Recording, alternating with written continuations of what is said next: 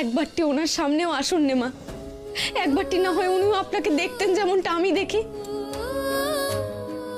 নইলে যে উনি আমাকে মিথ্যেবাদী ভাববেন, আর ভাববেন যে আমি যা বলি সবকিছু বানিয়ে বানিয়ে বলি। দেখা দিন নে মা, একবারটি দেখা দিন। আমি যাই যাই যাই, ওনাকে ডেকে দিয়ে আসি, যাই যাই আমি। দাঁড়া নয়ন, দাঁড়া। আমি সত্যি পারবো না রে ওর সামনে আসতে। না হলে কি আমি ওর সামনে আসতাম না বল? ছেলেটার মাথার সামনে বসে ওকে কি ঘুম পাড়িয়ে দিতাম না? কিন্তু সেই ক্ষমতা যে ঈশ্বর সকলকে দেননি, শুধু তোকেই দিয়েছেন নয়ন, শুধু তোকেই দিয়েছে। তুই যে শুধু ভূত ভবিষ্যৎ দেখতে পাস মা, তাহলে আমি কি করে ওনাকে বোঝাবো মা যে আমি সত্যি সত্যি আপনাকে দেখতে পাই? দীপু একদিন ঠিক বিশ্বাস করবে, তুই দেখিস।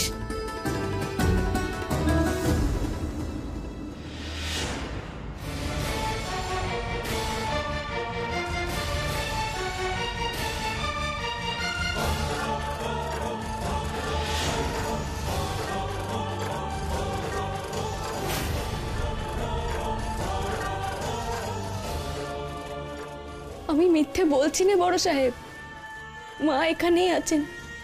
আর উনি কি বলছেন জানেন? বলছেন উনি কথা রেখেছেন, উনি আপনাকে ছেড়ে কোনোদিনও যাননি কোথাও। নয়ন মিথ্যে বলছে না, নয়ন মিথ্যে কথা বলছে না। নাহলে আমার মা আমাকে ছোটবেলায় কি কথা দিয়েছিল সেটা নয়ন জানলো কি করে? মিথ্যে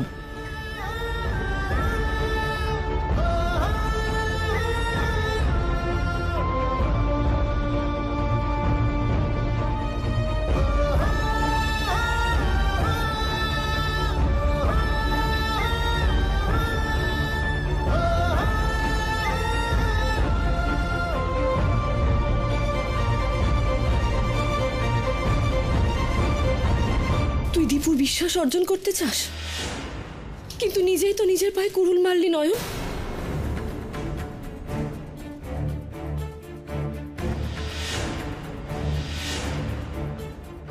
মেয়েটাকে কেন নিজে থেকে থাকতে দিলি নয়ন? আমি তো তোকে বলেছিলাম যেভাবেই হোক এই বিয়েটা তুই হতে দিস না, কিন্তু তুই কেন নয়ন, কেন?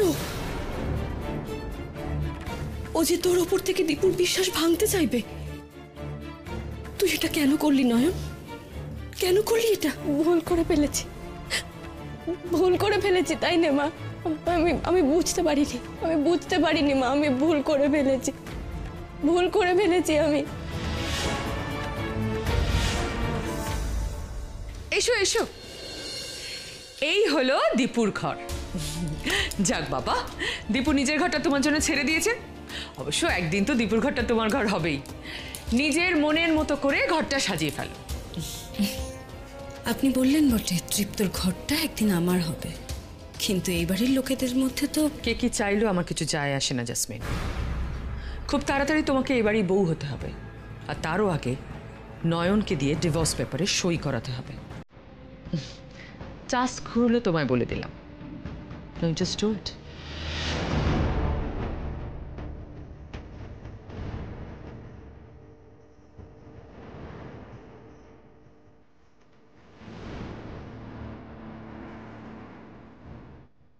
আমি রেডি হয়ে এসেছি মিসেস বাসু, কিন্তু সব থেকে বড় প্রশ্নটা হলো নয়ন আদৌ এটাতে সাইন করবে তো?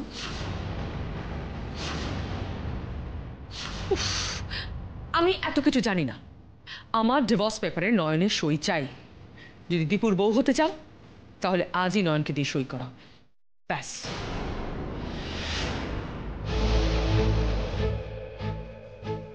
তৃপ্তর বউ তো আমি হবই মিসেস বাসু, কিন্তু তারপর আপনি এই সম্পত্তির ভাগ পাবেন কিনা সেটা তো আমায় ভেবে দেখতে হয়।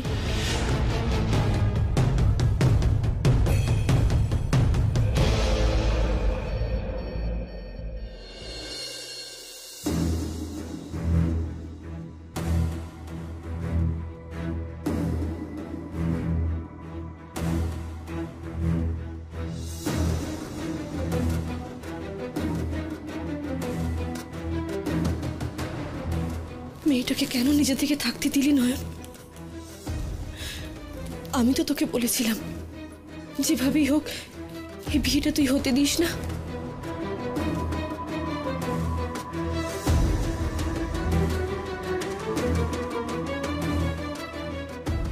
ও যে তোর ওপর থেকে দীপুর বিশ্বাস ভাঙতে চাইবে।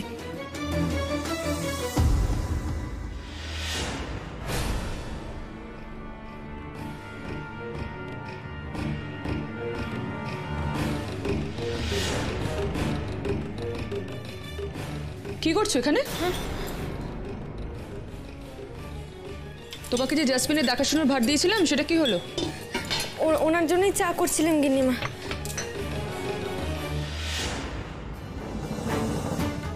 এই বিস্কিটগুলো দেবে ওকে। সব থেকে ভালো বিস্কিটটা জাসমিন খাবে। নয়ন, তোমাকে একটা কথা বলি শোনো। জাসমিন দীপুর বউ হতে চলেছে। হিংসা জ্বলে পুড়ে আবার ওর ক্ষতি করে বসে না যায়।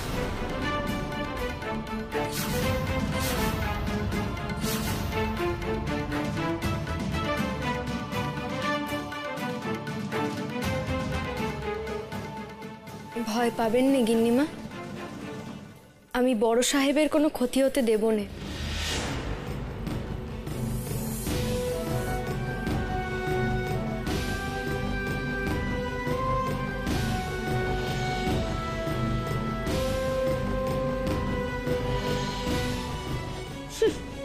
কি কথার কি উত্তর? বললাম জেসমিনের ক্ষতি না হওয়ার কথা, ও বলল দীপ।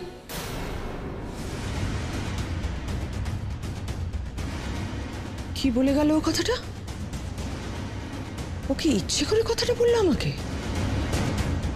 জেসমিন যে এ বাড়িতে এসেছে আমার কথায় চলবে বলে, তাতে যে দীপুর ক্ষতি হবে এটা তো ওর জানার কথা নয়। ডিভোর্স পেপারটা এখন সুটকেসেই থাক।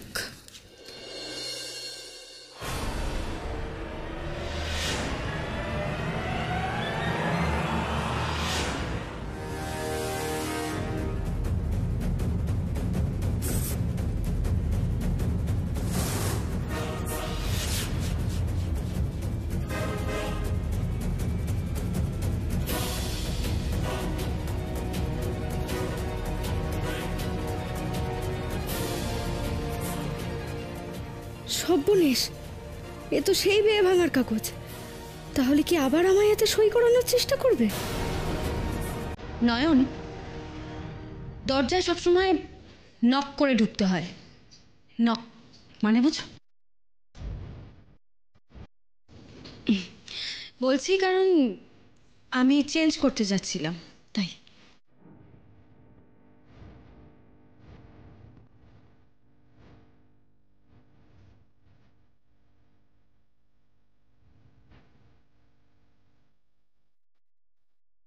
ওই কাগজটা বুঝি আপনার বাবা আমাকে দিয়ে সই করিয়ে নেওয়ার জন্য পাঠিয়েছেন, তাই না?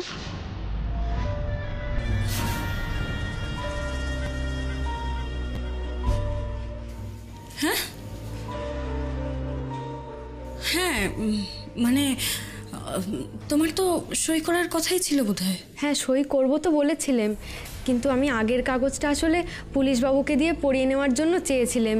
সেটা তো পড়ানো হয়নি, তাই ওতে কি লেখা আছে না জেনে আমি তো সই করব না। আর আমি তো সে কথা আগেই বলে দিয়েছিলাম, তাহলে আর এই নতুন কাগজের কি দরকার ছিল বলুন তো? এ তো সত্যি মহা ডেঞ্জারাস মেয়ে। আসলে বাবা এটা পাঠালেন কারণ আগের পেপারটা যদি কোনোভাবে নষ্ট হয়ে গিয়ে থাকে, তাই। আমি যে আগের কাগজটা ছিঁড়ে ফেলেছি সেটা উনি জানলেন কি করে? নাকি না জেনেই?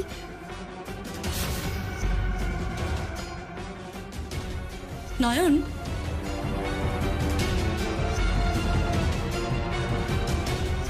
তুমি তো বললে ডিভোর্স পেপারটা না পড়ে বুঝিয়ে দিলে তুমি সই করবে না। পড়ে বুঝিয়ে দিলে তুমি সই করবে তো?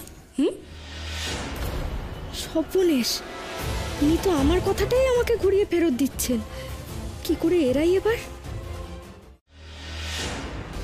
নয়ন, আমিও কিন্তু তৃপ্তর মতন বিলেত ফেরত ইংরেজি জানি। পড়ে বুঝিয়ে দি। মাগো মাগো পথ দেখাও মা, কি বলি এবার ওনাকে? কিছু না বললে যে সহায় হও মা, সহায় হও। কি গো, কি ভাবছো? পড়ে দি? না না, ও সব পরে হবে খন। আপনি আপনি না বরং একটু একটু চা খান দেখে। নয়ন, আমি এখন চাও খাবো না, তুমি আমার সাথে এসো, আমি তোমায় পড়ে বুঝিয়ে দিই।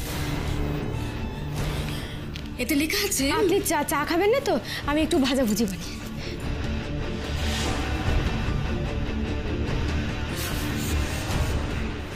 শোন, এতে লেখা আছে।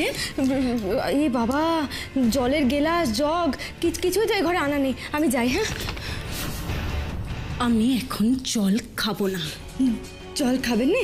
তাহলে আমি একটু তোয়ালেটা আনি। হ্যাঁ নয়ন, আমি এখন স্নানও করব না। চানটা করে নিলে ভালো করতেন, এত বেলা করে চান করা ভালো নয়।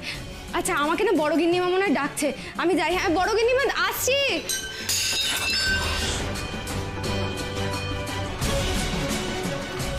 নয়ন, কেউ তোমায় ডাকেনি আর ডাকবেও না। এখন তুমি সেটাই করবে যেটা তোমার করার কাজ, আমার সেবা। চট করে চায়ের কাপটা পরিষ্কার করে ফেলো, কেমন? আমি ততক্ষণ তোমায় পেপারটা পড়ে বুঝিয়ে দিচ্ছি।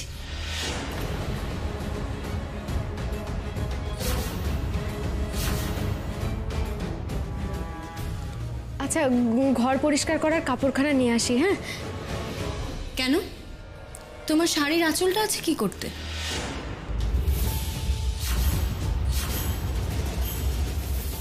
আপনি বোধহয় জানেন না, এই শাড়িখানা বড় সাহেবের মায়ের, আর আমি এই শাড়িখানা মাকে মনে মনে পেন নাম করে ওনার আশীর্বাদ স্বরূপ গায়ে তুলেছি। এই শাড়ির আঁচল ঘর মোছার জন্য নয় গো,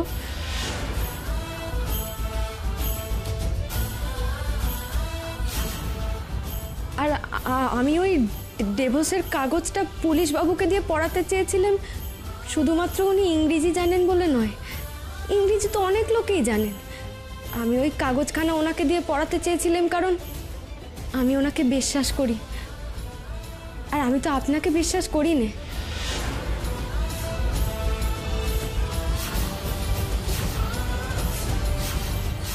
আপনি বরং খাটের ওপর পাটা তুলে বসুন, আমি মোছার কাপড় এনে ঘরটা পরিষ্কার করে দিই।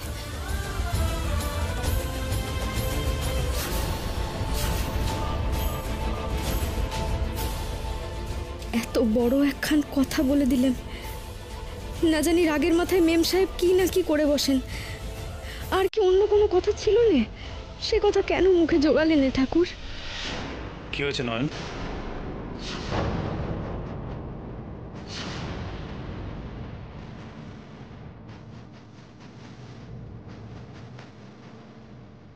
তৃপ্তর করে না? না না, নয়ন কি না কি বলে দেবে কে জানে। তৃপ্তকে কোনোভাবেই আমার এগেনস্টে হতে দেওয়া যাবে না। এক্ষুনি গিয়ে আমার সিচুয়েশনটা হ্যান্ডেল করতে হবে।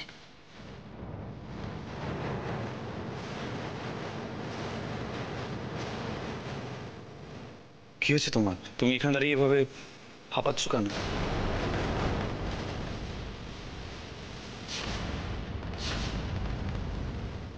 এখন আমি কি বলি তৃপ্ত বাবুকে? আমি না মানে আমি আসলে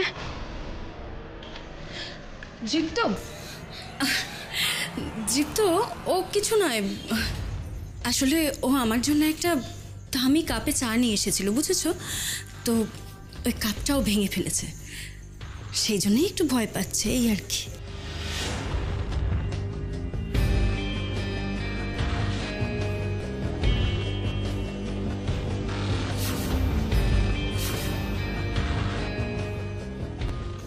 কি এত অবলীলায় মিথ্যে কথাটা উনি বলে দিলেন? চোখের একটা পাতা অবধি কাঁপলো না।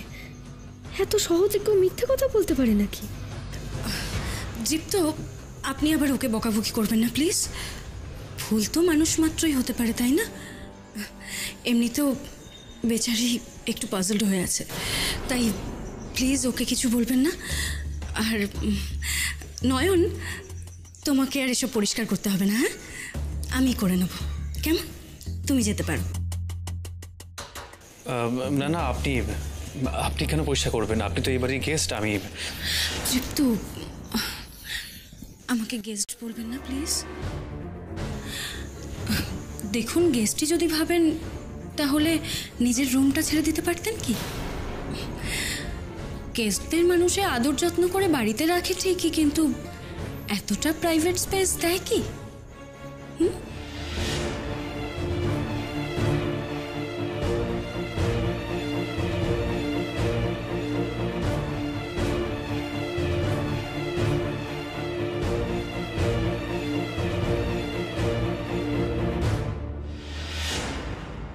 আর তাছাড়া কিছুদিন পর তো এই বাড়িটা আমার বাড়ি হতে চলেছে, আর আপনার ঘরটা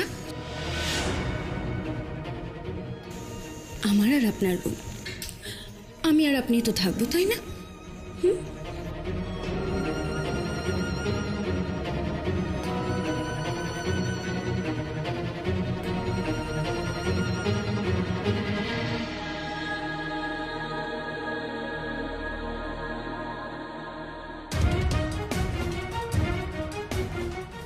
মেয়েটাকে কেন নিজে থেকে থাকতে দিলি নয়ন?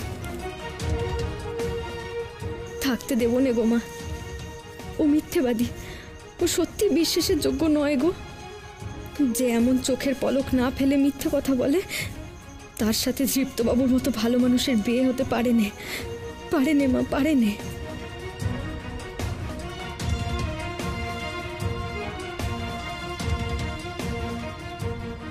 আচ্ছা আচ্ছা, ঠিক আছে, আমি আপনার ঘরটা পরিষ্কার করানোর ব্যবস্থা করছি, ঠিক আছে? আপনি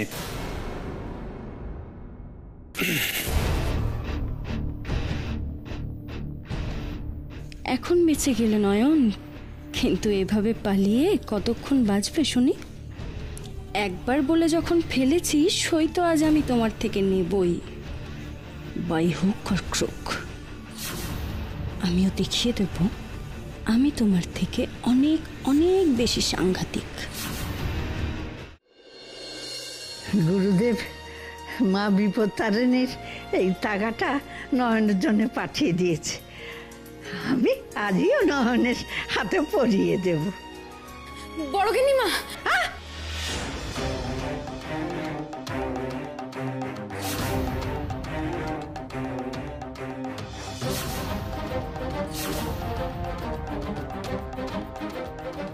কি অলক্ষণ!